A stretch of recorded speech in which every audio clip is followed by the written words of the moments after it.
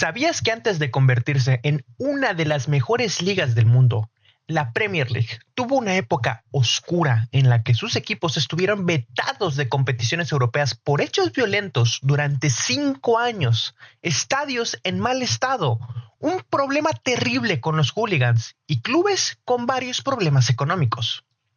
Aquí te cuento cómo fue que la liga inglesa pasó de ser una de las menos competitivas de las 5 grandes ligas y con poco poder económico a ser la mejor del mundo, con mayores ingresos y donde hasta el peor equipo se embolsa mínimo 100 millones de euros al terminar la temporada. Todo empezó en la década de los 80.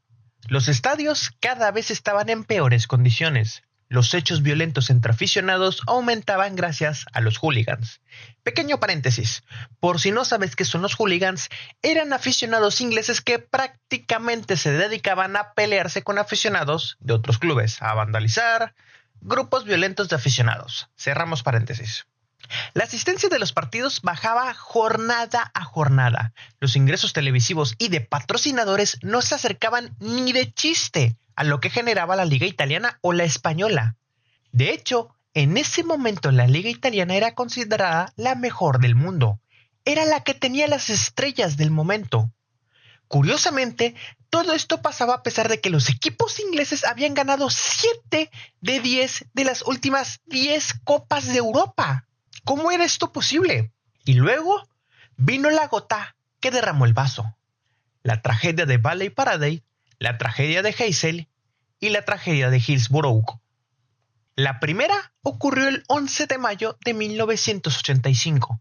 A causa de un cigarro y la basura acumulada debajo de los asientos, ocurrió un incendio en una de las tribunas del estadio Valley Paradise, durante la final de la primera parte del último juego de la jornada entre el Bradford City y el Lincoln City, equipos de la tercera división inglesa. La segunda tragedia ocurrió el 29 de mayo de 1985, durante la final de la Copa de Europa entre Liverpool y Juventus.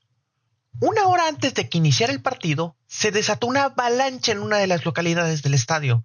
Esto pasó luego de que se calentaran los ánimos entre hooligans y ultras italianos. Al final fallecieron 39 aficionados, la mayoría por asfixia o aplastamiento. La UEFA no se quedó de brazos cruzados y sancionó a todos los clubes ingleses por estos hechos. Los expulsaron de competiciones europeas durante 5 años y a Liverpool por 10 años, aunque al final la sanción de los Reds quedó en 6. Si de por sí los clubes ingleses ya tenían problemas de ingresos en los partidos en cuestión de taquillas, ingresos televisivos y patrocinadores, el hecho de ser expulsados de competiciones europeas agravó esta crisis. Además de que las máximas estrellas abandonaron la liga para poder jugar la Copa de Europa, y por ende, los extranjeros tampoco veían atractivo jugar en Inglaterra. El último evento fue la tragedia de Hillsborough.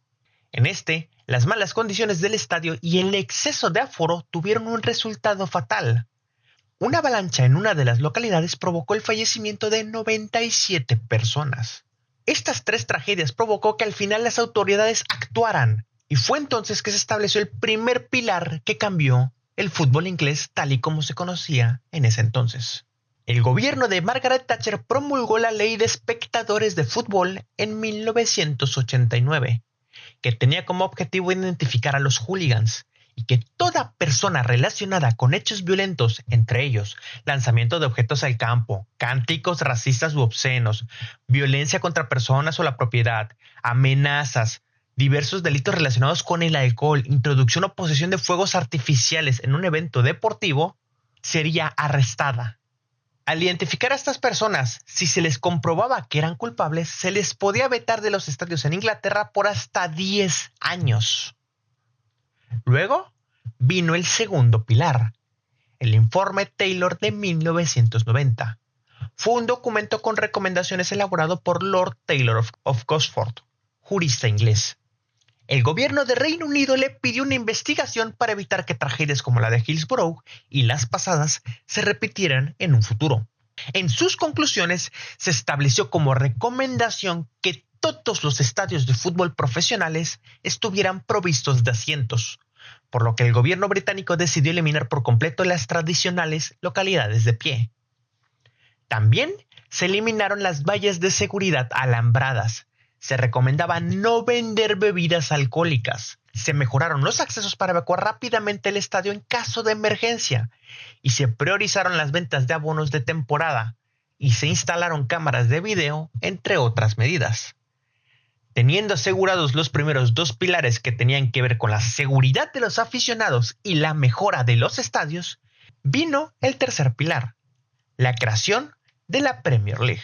Antes de pasar a esta parte hay que dejar algo en claro. En esa época, la English Football League era la asociación que se encargaba de organizar las tres divisiones que existían en Inglaterra, además de negociar los derechos televisivos. La asociación, con el objetivo de buscar la igualdad entre todos, tenía ciertas reglas que seguir, como que la taquilla se dividía entre el equipo local y el visitante, un tope salarial a los contratos de los futbolistas y un reparto en partes iguales de las ganancias de la liga. Hay que tomar en cuenta que entre las tres ligas eran más de 60 clubes, entonces las ganancias a repartir no eran tantas. Entonces, con el problema de la expulsión de competencias europeas y los pocos ingresos que ya tenían, el Big Five, que en ese entonces eran Arsenal, Manchester United, Liverpool, Tottenham y Everton, sí, aunque no lo creas, el Everton, el Big Five creía que podía conseguir mejores ingresos si negociaba aparte un contrato televisivo. Entonces empezaron a negociar un acuerdo con una cadena televisiva, pero para hacer posible este acuerdo, tenían que dejar la liga y formar una nueva.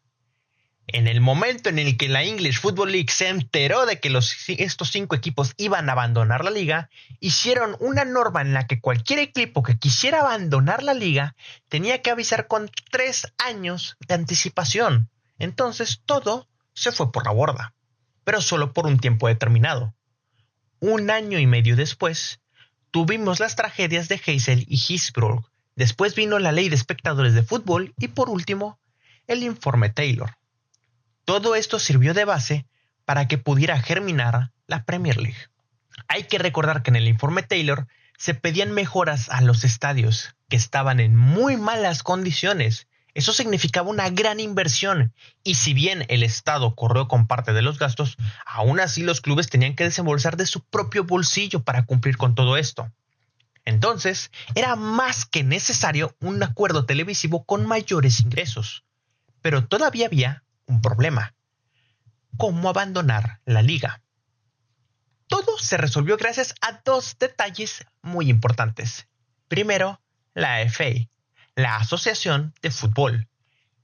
Había una antigua regla en la Asociación de Fútbol que permitía a los clubes dejar la liga en la que estuviera, primera, segunda o tercera, si lo anunciaban antes del 31 de diciembre. El segundo detalle era la mala relación entre el presidente de la Liga de Fútbol y la Asociación de Fútbol.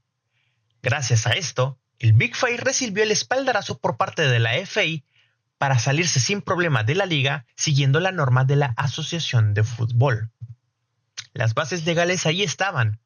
Entonces, el 5 de abril de 1991 se anunció la creación de la FA Premier League, con sus primeros participantes que serían Arsenal, Everton, Liverpool, Manchester United y Tottenham Hotspur. El Big Five entonces empezó a negociar con los demás clubes para que se unieran a la Premier League, con la regla de un club, un voto.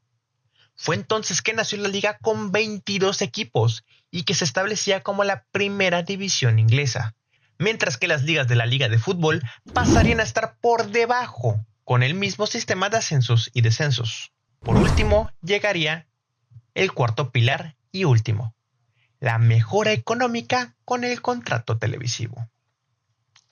¿Se acuerdan que los clubes negociaron 1 año y medio antes con una televisora? Bueno, fue la ITV, y esta misma era la favorita para llevarse los derechos televisivos de la nueva Premier League.